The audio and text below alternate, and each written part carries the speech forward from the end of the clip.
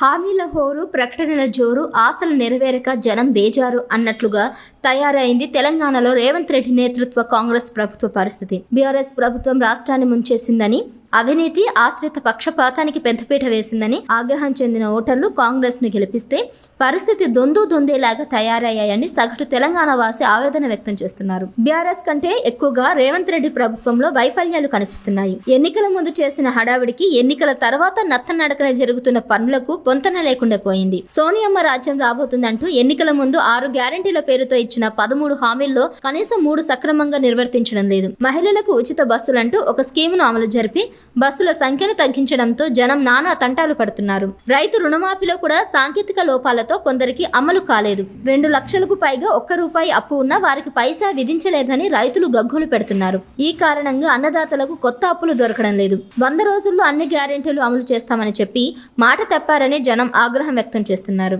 దేవుడి మీద ప్రమాణాలు చేసినా చెప్పిందంతా ఒట్టి మాట అయిపోయిందని ఆవేశపడుతున్నారు. ఎకరాకు 15,000 సాయం, కౌలు రైతులకు 12,000 భరోసా ఎటుపోయిందని ప్రశ్నల వర్షం కురిపిస్తున్నాయి. ఈలోపే వర్షాలు, వరదలతో ఉత్తర తెలంగాణలో రైతులు నడ్డి విరిచినట్లయింది.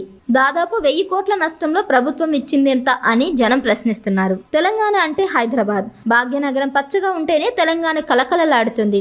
రాష్ట్రం మొత్తం ఆదాయం ఒక ఎత్తు అయితే హైదరాబాద్ ఆదాయం ఒక్కటే ఒక ఎత్తు అని చెప్పాలి. హైదరాబాద్ కు రియల్ ఎస్టేట్ మాత్రమే లైఫ్ లైన్. రియల్ ఎస్టేట్ లేకపోతే హైదరాబాద్ లేదని చెప్పాలి. రియల్ ఎస్టేట్ ఆదాయమే హైదరాబాద్ కు మేజర్ సోర్స్ ఆఫ్ ఇన్కమ్ అని కూడా చెప్పక తప్పదు. డిసెంబర్లో రేవంత్ రెడ్డి సీఎం పదవిని చేపట్టిన తర్వాత కాస్త ఉత్సాహం కనిపించినా ఇప్పుడు హైదరాబాద్ రియల్ ఎస్టేట్ వ్యాపారం తబ్జుగా ఉందని చెప్పాలి. గ్రేటర్ హైదరాబాద్ పరిధిలోని భారీ రియల్ ఎస్టేట్ కంపెనీలు అయోమయం స్థితిలోకి వెళ్ళిపోయాయి. చిన్న కంపెనీలు దివాలా దిశగా పయనిస్తున్నాయి.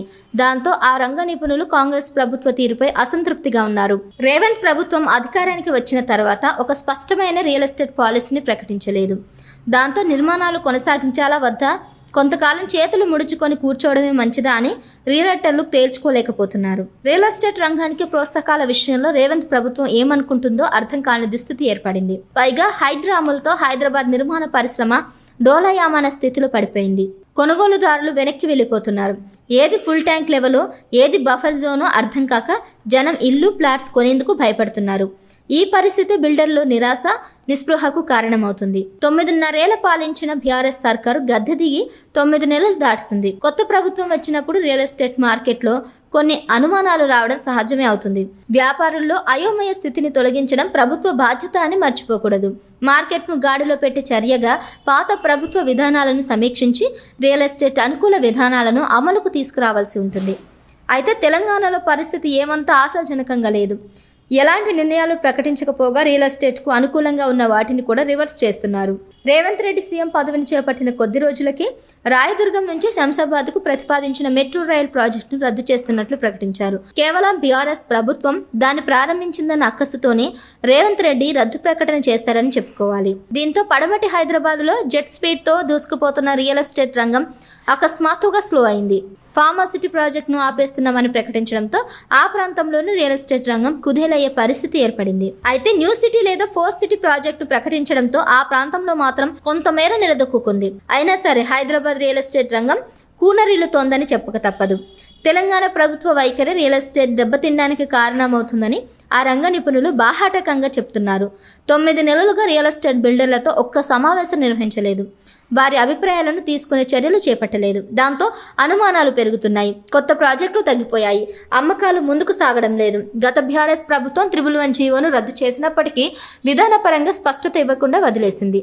ప్రస్తుత కాంగ్రెస్ ప్రభుత్వం 111 జీవోపై ఇంతవరకు తమ అభిప్రాయాన్ని వెల్లడించడం లేదు. 111 జీవో పరిధిలో నిర్మాణాలపై ప్రభుత్వ వైఖరి ఇంకా వెల్లడి కాలేదు. బిల్డర్లు మాత్రమే కాకుండా సాధారణ పౌరులు కూడా దీనిపై అనుమానాలు వ్యక్తం చేస్తున్నారు. తాము కొనుక్కున్న 200 లేదా 300 గజాల పరిస్థితి ఏమిటని ప్రశ్నిస్తున్నారు. కొత్త ప్రాజెక్టులకు అనుమతులు ఇవ్వడంలో జరుగుతున్న జాప్యం తీవ్ర నష్టాలకు దారితీస్తుందని వ్యాపారులు వాపోతున్నారు. కొనుక్కున్న స్థలాల్లో ప్రాజెక్టులు ఆగిపోతే వడ్డీలు కట్టలేక ఇబ్బంది పడాల్సి వస్తుందని వాపోతున్నారు. ప్రాజెక్టులకు పర్మిట్లు ఇచ్చే విషయంలో రేవంత్ రెడ్డి ప్రభుత్వం ఎలాంటి నిర్ణయం తీసుకోలేదు. పర్మిట్లు ఇస్తున్నామని అధికారులు చెబుతున్నప్పటికీ అవి తూతూ మంత్రంగానే సాగుతున్నాయి. అందులో ఉన్న అవరోధాలు తొలగించేందుకు మాత్రం ఎలాంటి చర్యలు తీసుకోవడం లేదని ఆరోపణలు వినిపిస్తున్నాయి. దీనిపై ప్రభుత్వమే బాధ్యత వహించి చొరవ చూపించాలని కోరుతున్నారు. రియల్ ఎస్టేట్ పై హైడ్రా ప్రభావం గణనీయంగా కనిపిస్తుంది. దానివల్ల నగరంలో రియల్ ఎస్టేట్ లావాదేవీలు బాగా తగ్గాయి.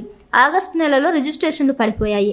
జూలైతో పోలిస్తే ప్రభుత్వానికి 320 కోట్ల ఆదాయం తగ్గిందని సంబంధిత శాఖలు అంటున్నాయి.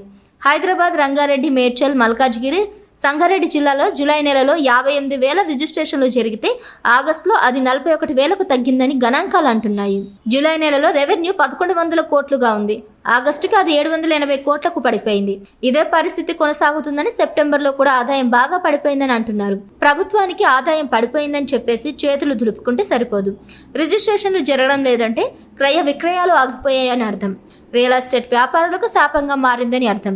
100 కోట్లు పెట్టుబడి పెట్టిన రియల్టర్లు నెత్తిన చెంగు వేసుకొని కూర్చున్నారన్నది ప్రధాన అంశం. అసలు పోయే వడ్డీ పోయే అని చెప్పుకోవాల్సిన దుస్థితిలో వారున్నారని గుర్తించాలి. మరి అలాంటప్పుడు ప్రభుత్వం చొరవ చూపించాల్సిన అనివార్యత ఉంది కదా. ప్రభుత్వానికి ప్రధాన ఆర్థిక వనరుగా వేలాది మందికి ఉపాధి కల్పించే గాను ఉన్నటువంటి రియల్ ఎస్టేట్ రంగాన్ని కాపాడేందుకు ఒక స్పష్టమైన పాలసీ తీసుకురావాలి.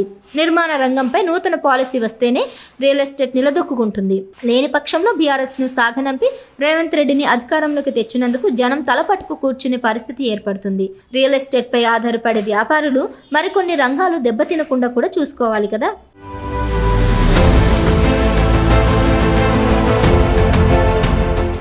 subscribe to KTV Telugu channel.